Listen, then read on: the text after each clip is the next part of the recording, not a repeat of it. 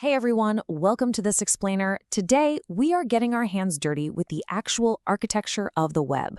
We aren't just going to click install and hope for the best. We're breaking down exactly how to build a high-performance, enterprise-grade web server.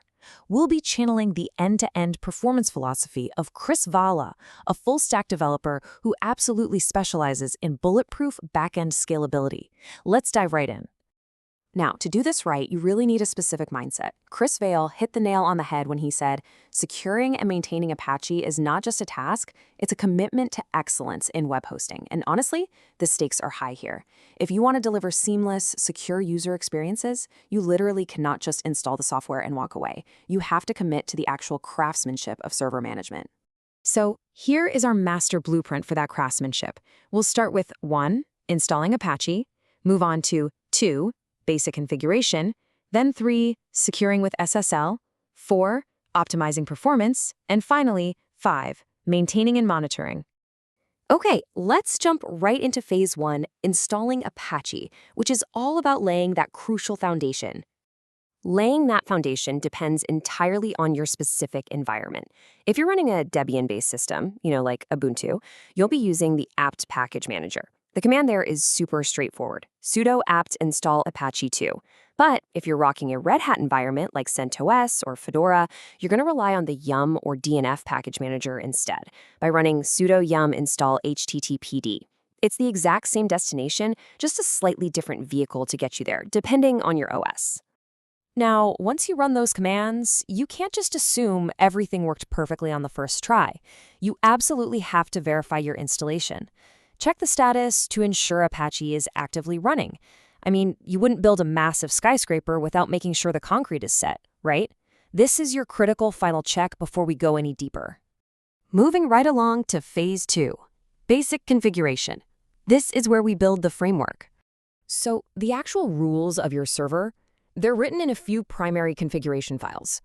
For Ubuntu and Debian folks, your main rulebook is located at /etc/apache2/apache2.conf. For CentOS and Fedora, you'll find it at /etc/httpd/conf/httd.conf. These files are literally where you step in and dictate the core parameters, things like your document root and your server name. Think of this as the structural steel of your entire web server. Now let's talk about something incredibly powerful, virtual hosts.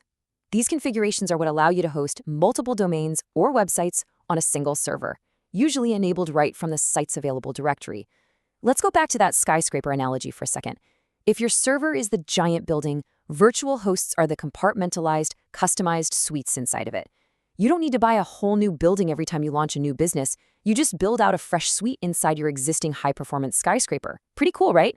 All right, phase 3, securing your server. It is time to install the blast doors.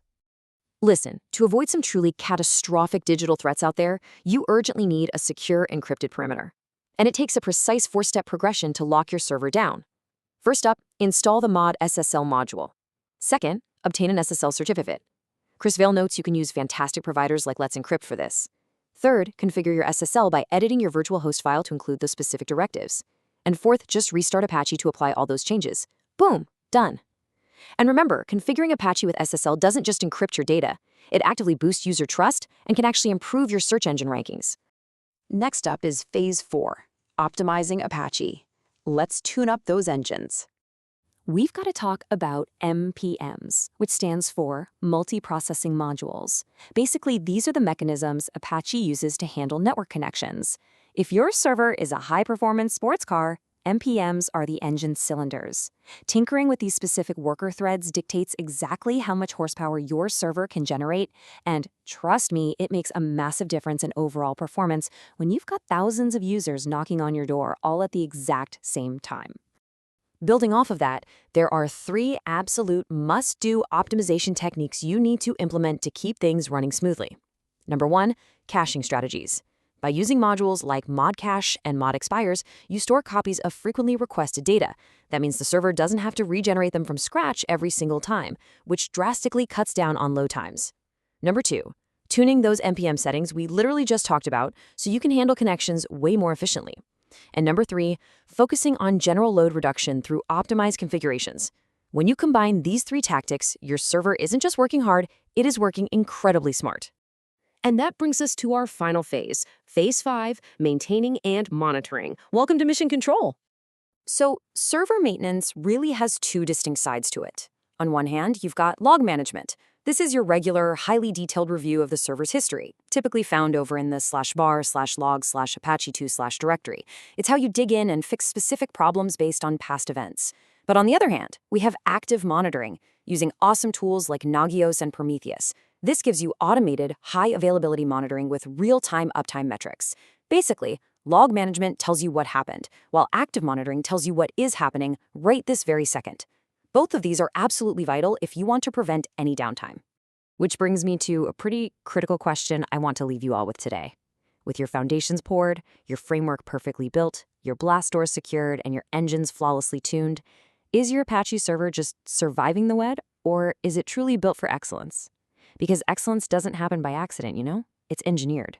So take these end-to-end architectural principles, apply them to your own infrastructure, and go build something extraordinary. Thanks so much for hanging out with me for this explainer, and I'll catch you next time.